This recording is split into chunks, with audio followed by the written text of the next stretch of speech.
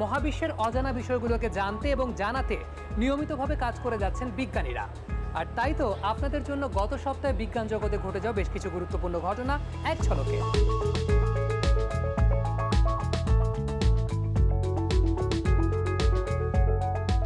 যুক্তরাষ্ট্রের কলোরাডো বিশ্ববিদ্যালয়ের গবেষকরা এক ধরনের 3D প্রিন্টিং প্রযুক্তি উদ্ভাবন করেছেন, যা রক্তনালীর জটিল জ্যামিতিক নকশা প্রিন্ট করতে পারে।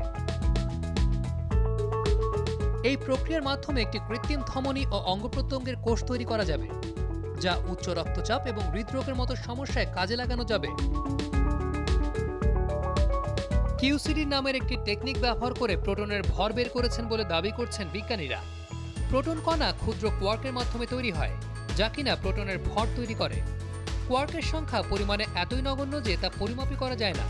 কোয়ার্ক হিগস বোসন কণার ভরের সঙ্গে সম্পৃক্ত। কিউসিডি টেকনিকে কোয়ার্কের ভর গণনার মাধ্যমে প্রোটনের ভর গণনার একটি পদ্ধতি গত সপ্তাহে এক বিজ্ঞান সাময়িকীতে প্রকাশ করেছেন বিজ্ঞানীরা। সৌরজগতের সবচেয়ে দূরের বস্তুর সন্ধান পেয়েছেন জ্যোতির্বিদরা।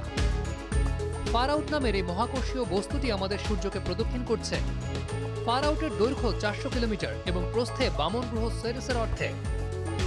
তবে ফার আউট কিসের তৈরি তা এখনো নিশ্চিত হতে পারেননি জ্যোতির্বিদরা।